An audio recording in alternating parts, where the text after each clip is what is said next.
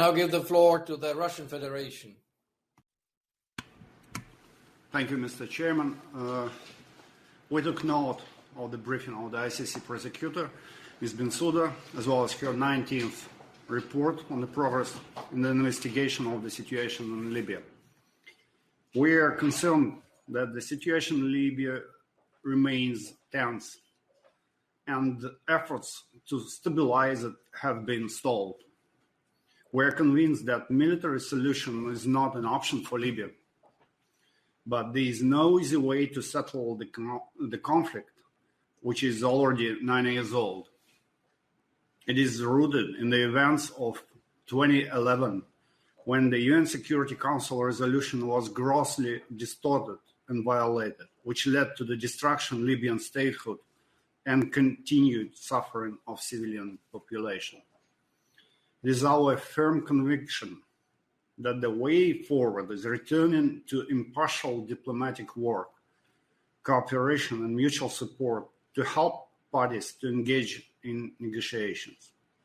In this regard, we would like to remind that it must be a Libya-owned dialogue and no decision should be imposed from outside. In our work, we should be guided by the principles of respect for Libya's sovereignty, independence, and territorial integrity. It's up to the Libyans to determine the future of their country. At the same time, it is impossible to overestimate the importance of UN's central role in the settlement in this country.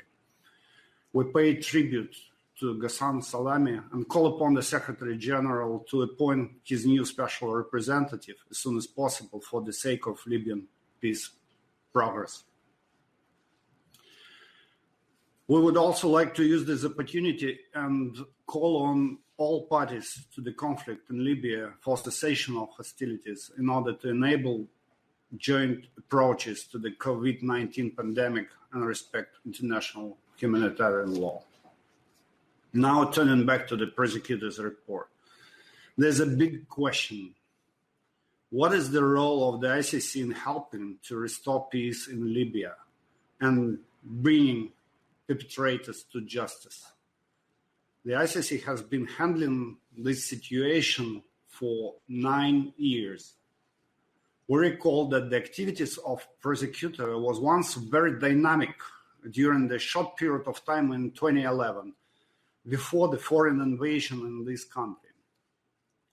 Once Mr. Gaddafi was ousted, the ICC identified a couple of fugitives and mostly lost its interest in the situation.